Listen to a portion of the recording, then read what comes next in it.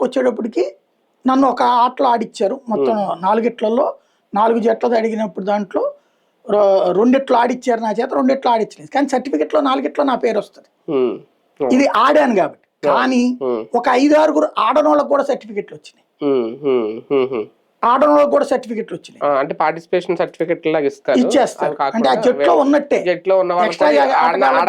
ఇచ్చేస్తారు కదా. అట్లాగా వీళ్ళు కొన్ని దాచిపెట్టి ఉంచుతారు.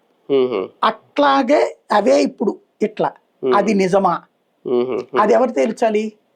వాస్తవంగా అయితే అలా దాచిపెట్టించిన కాల్ లెటర్, నాకు కాల్ లెటర్ వచ్చేసిందంటే ఉద్యోగం వచ్చేసినట్టు. ఇప్పుడు కాల్ లెటర్ వచ్చిన వాళ్ళకి కూడా ఉద్యోగాలు దక్కలేదు వీళ్ళకి. అంటే ఇక్కడ 2 అలాగే రిజెక్టెడ్ లిస్ట్ లో కూడా లేరు వాళ్ళు. అదే అంటే కాల్ లెటర్ వచ్చిన తర్వాత మళ్ళీ వెనక్కి వెళ్ళిపోమన్నారట కొంతమంది. అవును, అదే కదా. అవి ఎందుకు జరిగినాయి యాక్చువల్ గా అయితే గనక ఆ చెప్తున్నదంతా చూస్తుంటే, ఆ వార్తలన్నీ చూస్తుంటే సంథింగ్ ఒక గందరగోళం ఏదో జరిగింది, చేస్తున్నారు వీళ్ళు అన్న ఫీలింగ్ అయితే కనబడుతుంది.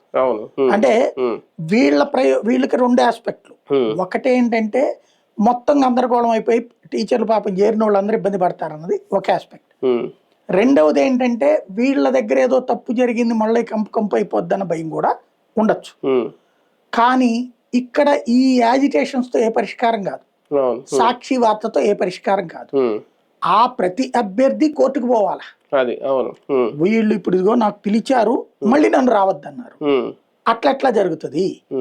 ఇలాంటిది వాళ్ళు వెళ్ళాలి. వాళ్ళు నిరుద్యోగులు, వాళ్ళు ఇంట్లో వాళ్ళ దగ్గర డబ్బులు తీసుకున్నా లేకపోతే పైన పనులు చేసుకున్న 4 రూపాయలతో కష్టపడుతున్నారు. వాళ్ళు ప్రభుత్వాల మీద హైకోర్టులకు వెళ్ళి ఏం పోరాడగలుగుతారు? అలాంటి వాళ్ళకి ప్లాట్ఫామ్ వీళ్ళు ఇవ్వగలగాలి. ఇస్తే లాయర్లను పెట్టి